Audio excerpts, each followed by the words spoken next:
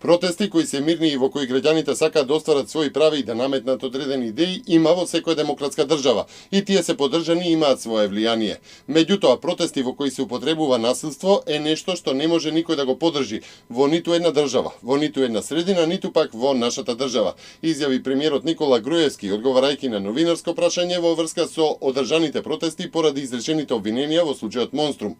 Министерството за внатрешни работи во изминатите денови мощно професионално ја вршеше задачата и државата нема да дозволи овие протести да ескалираат до таква мерка да ги загрозат интересите на граѓаните или на институциите, додаде премиерот, додавајќи дека сериозно се следи состојбата.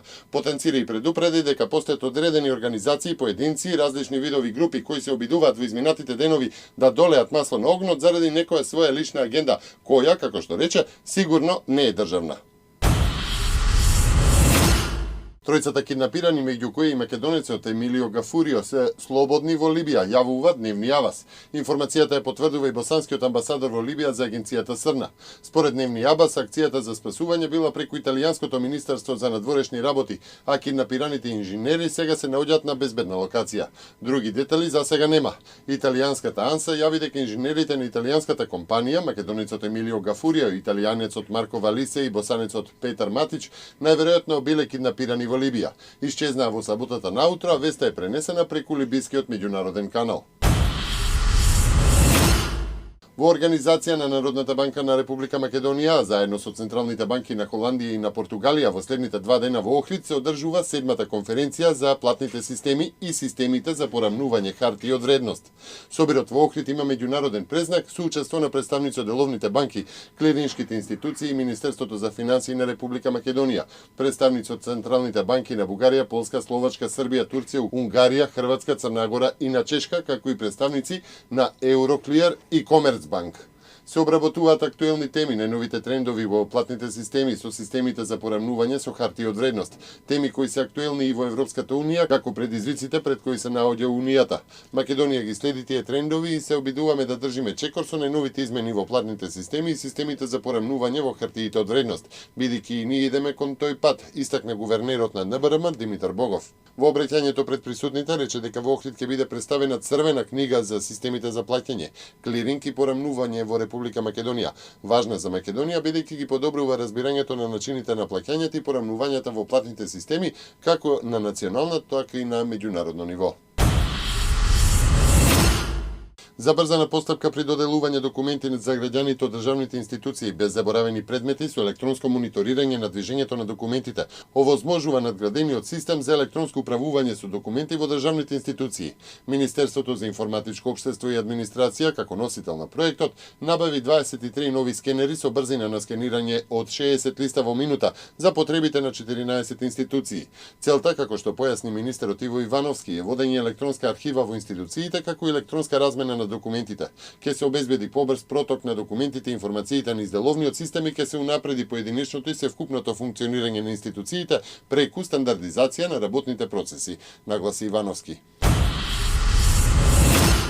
Општина Аеродром почна акција за отстранување на нерегистрираните хаварисани моторни возила од нејзина територија во соработка со надлежните служби од МВР и ПАЕК службата на градски паркинг. Возилата, како што информираат од општината, ќе се носат на паркингот на градски паркинг спроти Народна банка, од каде сопствениците ќе може да си ги подигнат. Авиокомпанијата Qatar Airways објави оглас преку кој бара млади лица од Македонија што би ги ангажирале како кабински персонал во своите авиони. Според условите во огласот, заинтересираните кандидати треба облечени во формална облека и со пополнета биографија да се појават во хотелот Holiday Inn во Скопје на 19 јули меѓу 9 и 17 часот. Во директен разговор со нив ќе им бидат објаснети условите што им се нудат за работа во една од најпрестижните авиокомпании во светот. Германската канцеларка Ангела Меркел во Пекинг со кинескиот премиер Ли Кечијанг разговараше за развој на областите во внатрешноста на Кина. Меркел на својата 7-ма посета предводи голема бизнис делегација за да се зајакне трговијата меѓу двете држави. За време на посетата Меркел изрази загриженост за тврдењето дека американски шпион дејствувал во германската разузнавачка агенција БНП, што е прва јавна реакција на канцеларот Меркел за случајот од избувнувањето на оваа нова афера во германско-американските односи. Таа вели дека информациите за двојниот агент за американското разузнување противречат на разбирањето на соработката заснована на доверба меѓу партнери. Меркел истакна дека случајот е сериозен и Берлин очекува брза реакција од Вашингтон. Денеска во Тбилиси по долго боледување почина поранешниот председател на Грузија Едуард Шеврнадзе.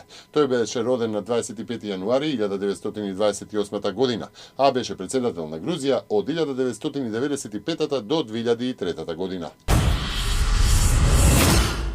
По куса болест во Белград почина српскиот актер Бора Тодоровиќ. На култниот актер му беше констатиран мозочен удар, по кој 2 дена ги помина во кома. Тој е роден во Белград на 5 ноември 1929 година. Оствари големи театарски улоги, а на филмското платно дебитираше во 1967 година. Ќе остане запомнет по улогите во Балкан експрес, Мистер Монтенегро, Балкански шпион, Дом за бесење и многу други улоги.